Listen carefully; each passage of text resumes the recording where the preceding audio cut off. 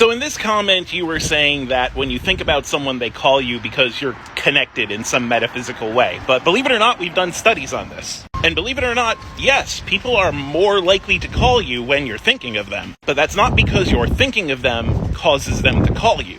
That's because you're more likely to think about someone when there are circumstances that might cause them to call you.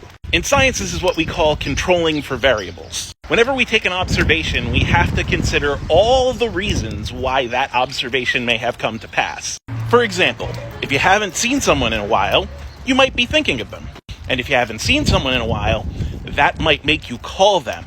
Those two things can coincide. There's a correlation there, but they're not necessarily caused by one another. It just so happens that the variables that might cause you to think of someone, whether that's absence, stress over working together on a project, reminder via outside sources, anything that could put the thought of someone in your mind is something that could make the same person call you. Because we are interconnected via social relations, not by mind magic. For a phenomenon like this to be scientific, to strictly say that thinking about someone can get them to call you, you'd have to isolate them from other things that might influence them. And we did that.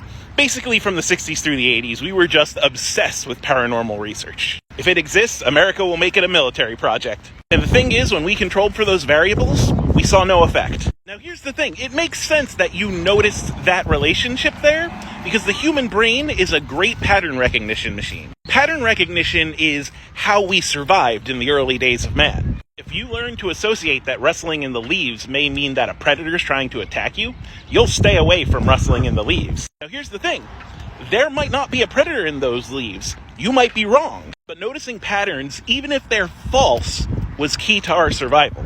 If you avoided rustling leaves, you may jump at the wind, but you'd also avoid predators. Better to be safe than sorry. Similarly, our modern day brains are great at pattern recognition, and it's allowed us to notice so many things, so many scientific phenomena, which we've rigorously tested and proven. However, it's also caused false alarms like this. And the way we figure out that these are false alarms is we control for variables and we test them. And in a controlled circumstance, thinking of someone does not cause them to call you. And that is the case with most manifestation thinking. We have tested it again and again.